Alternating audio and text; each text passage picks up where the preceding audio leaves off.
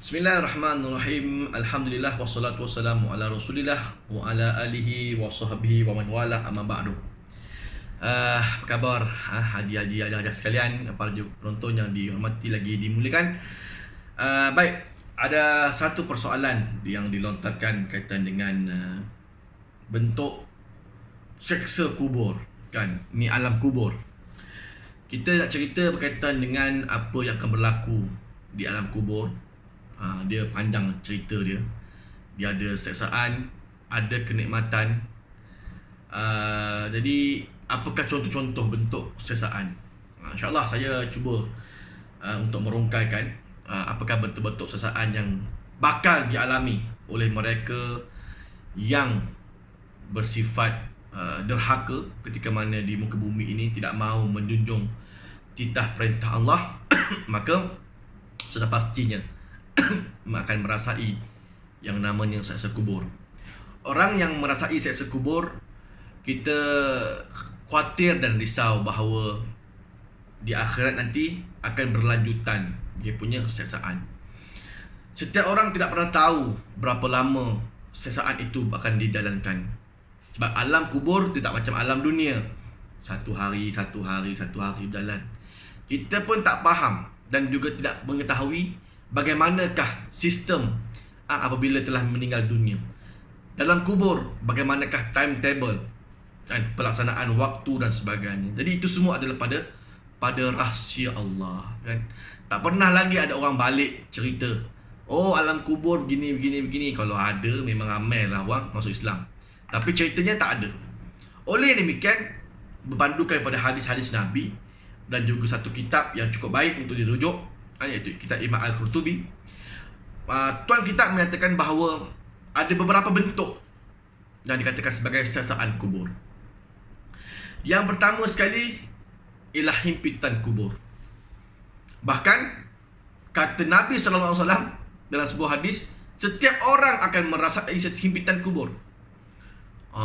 Jadi bermakna himpitan kubur setiap orang akan merasai. Sama ada dia tu mungkin sikit dosanya, banyak dosanya, tapi oleh kerana manusia ni hidup berdosa, tak siapa pun boleh nafikan, oh saya hidup okey, saya tak ada dosa kan. Dia cakap begitu pun dah dosa. Sebab dia merasakan diri dia hebat apa semua. Setiap kita ni ada dosa. Dosa mulut, dosa mata, dosa telinga dan macam-macam dosa yang kita lakukan. Maka himpitan kubur akan dirasai oleh setiap orang. Bahkan anak Nabi SAW sendiri, yang namanya Zainab binti Rasulullah, ketika mana Nabi sendiri meletakkan anak perempuannya ke dalam liang lahat untuk dikebumikan, Nabi siap kafankan, Nabi tolong tanamkan, Nabi tolong doakan. Pun kata Rasulullah SAW, Zainab menjerit dengan satu himpitan. Zainab menjerit hingga terdengar suaranya timur ke barat. Sekali himpitan dan selesai. Itu anak Nabi itu, Zainab, yang didoakan oleh Nabi SAW. Bermakna terasa juga himpitan kubur. Mungkin lembut lah anak Rasulullah kan. Kita wallahu ta'ala alam kan, kelepuk dan macam-macam channel ya. Wallahu alam macam mana kita punya bentuk himpitan kubur. Jadi kita kena banyakkan amal, banyakkan doa kepada Allah Ta'ala agar direngankan bentuk himpitan kubur untuk kita. Yang kedua, akan didatangkan kepada mayat tersebut bau yang busuk kan. Dia macam ada satu lubang kubur, dia keluar gas. Kita dah lah baring sengit gitu, ngadap kiblat kan. Duk baring sengit ngadap kiblat, tiba-tiba bau busuk masuk dalam ruang kubur. Kita pernah tak tuan-tuan naik motor kan, naik motor dekat traffic light ataupun tengah bawa motor, tiba-tiba lori sampah depan, kita melaju nyelit, tiba lori sampah depan. Itu bau sudah 500 meter sebelum sampai lori sudah bau. Makin lama makin kuat kita duduk ride. Makin lama makin rapat dengan lori. Nak tak nak memang kita potong punya, memang potong tak larat bau kat belakang. Kalau bawa kereta pun kadang-kadang aircon tu dah memang dalam kereta je pun ada bau masuk dalam kereta. Kan sampai yalah double line lah orang langgar juga kan, sebab tak tahan bau busuk. Bayangkan kita dalam kubur tak boleh nak ke mana, itu bau terpaksa hidu. Cuba tuan-tuan bayangkan betapa seksanya mayat ketika mana diberikan bau yang busuk, terpaksa dia hidu sampailah mungkin berapa lama siksaan bagi dia, wallahu taala alam. Dan yang ketiga, akan didatangkan ular akan matuk dia kan. Ini ada hadis Nabi tentang orang yang tinggal solat, datang ular Sujatul Aqra akan menggigit dia. Bahkan ada juga dalam hadis yang lain, itu ular datang dan merobek-robek, dia patuk, cok, dia patuk. Kan, ini bukan ular dunia. Kita tengok ular dunia pun rasa hoi kan. Tengok ular, ular lidi je, kecil je kan. Tapi nama kata ular semua takut. Ini kan pula ular dalam kubur kan. Kita dah tak boleh bergerak, tiba-tiba dibelit badan kita dengan ular. Ada kisah-kisah yang mungkin kita baca dalam ruangan akhbar kan, mungkin dalam channel YouTube kan, macam-macam kisah-kisah mistik kan yang terjadi apabila saat orang itu hendak ditanam ke dalam kubur. Ada tiba-tiba kuburnya jadi sempit, padahal sukatan dah okey dah. Ada kubur nak gali kubur tak boleh sebab batu keras. Ada kubur yang berair tak boleh. Tadi elok je kosong, tiba-tiba ada air masuk. Ada kubur, ada ular automatik ada dalam kubur. Belum apa-apa lagi dah ada ular dah nampak. Ini semua bukan kisah cerita Pak Adi, tukang gali kubur apa semua, bukan cerita semata-mata, tetapi mungkin benda tu dilalui oleh mereka-mereka sebagai penggali kubur ataupun yang memang mengetahui, berlaku pada ahli keluarga dan sebagainya. Jadi kita tidak pernah tahu apa ilmu yang Allah nak bagi pada kita. Bila kita lihat begitu, kita lihat ular yang dalam liang lahat pun siapa pun tak nak berani nak terjun dalam tu sebab ada ular.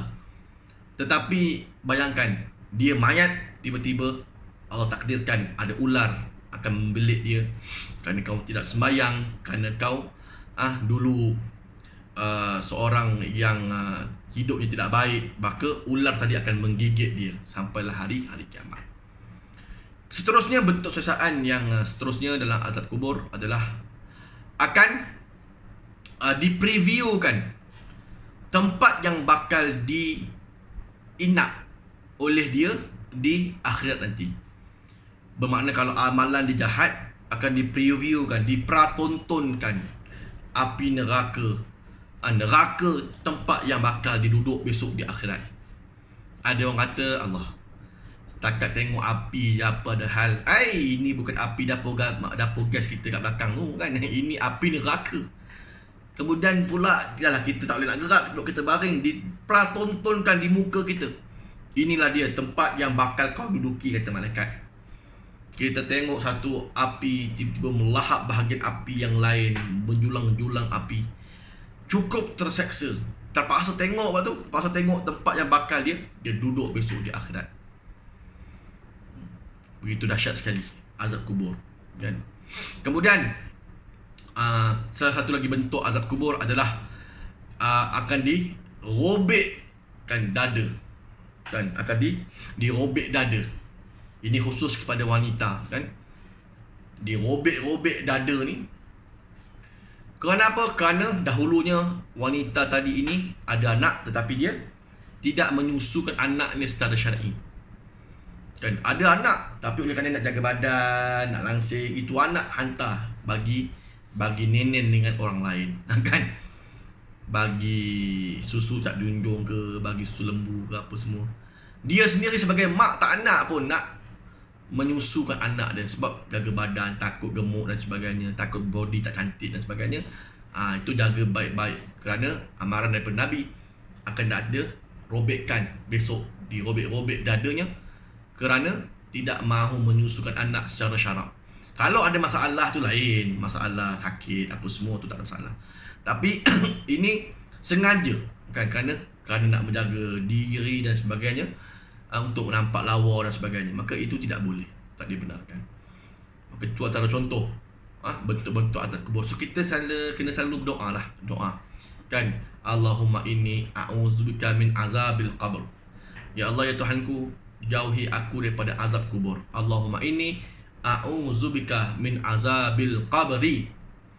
Itu bila nak baca tu, sebelum kita bagi salam dalam solat akhir kan, at-tahiyatul mubarakatuh fil alamin innaka hamidum majid, baca kan, Allahumma inni a'udzubika min azabil qabr wa azabin nar kan, Allahumma inni a'udzubika min fitnatil mahya wal mamat wa fitnatil masihid dajjal. Itu doa yang Nabi ajar untuk kita bebas daripada azab kubur, api neraka, fitnah dunia dan juga fitnah al-masih ad-dajjal. Maka boleh diamalkan doa tersebut dan kita boleh baca sebelum kita memberi salam dalam tahiyat akhir. Saya ulang balik, Allahumma inni a'udzubika min azabil qabr wa azabin nar. Allahumma inni a'udzubika min fitnatil mahya wal mamat wa fitnatil masihid dajjal. Ya. Mudah-mudahan bermanfaat untuk semua kan. Aku laqali hadza wa astaghfirullahalazim li wa lakum. Wassalamualaikum warahmatullahi taala wabarakatuh.